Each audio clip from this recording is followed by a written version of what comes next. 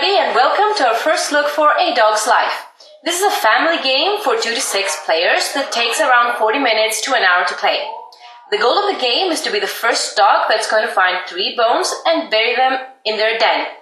What you're going to see here is a preview, so maybe the components are going to be different from the final version of the game. Firstly, let's take a look what's in the box. The box includes various tokens, a game board, 72 action cards, 6 dog cards and their dens, and 6 very cute dog miniatures, along with the dog catcher's card. Now let's talk a bit about the setup of the game. At the beginning of the game, you will place the bone counters, newspaper counters, and trash counters next to the game board. The newspaper counters should be with the number side face down. The dog catcher's card is placed on the black paw in the center of the board. Randomly, get 1 dog card in their den, action cards, and figure. Place the figure on the corresponding den at the board. Each player also gets a hunger counter and sets it on 4 and a piddle counter of their color. The remaining piddle counters are placed next to the player board.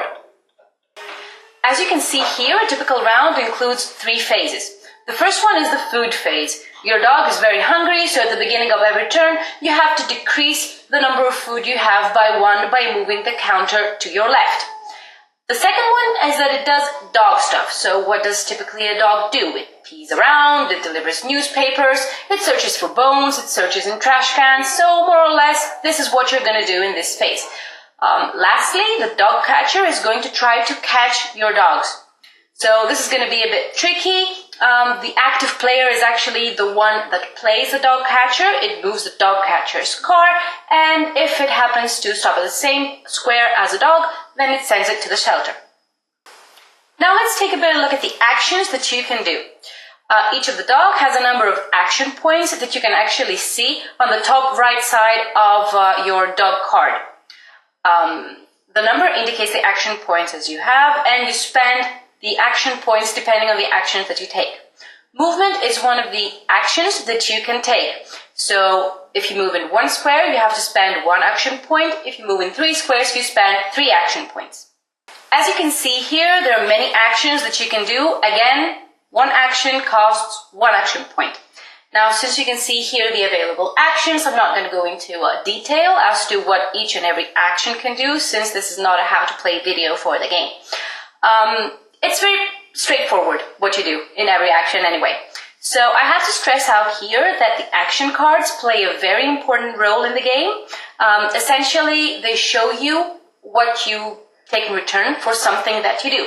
So, for example, you search a trash can, you flip one of the action cards, and you see what you take. So maybe you're going to find 2 days of food, or maybe you find a bone, or something else. However, you might even not get anything. Remember, the goal of the game is to be the first dog to get 3 bones and bury them back into your den.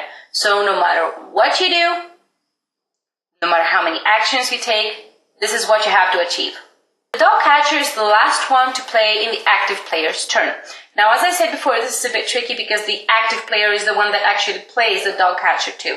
So you have to roll the die, see the number of the pips on the die, and then you move the dog catcher's card accordingly as many squares. Now, the dog catcher can only move straight forward, while as the dogs move in all adjacent squares.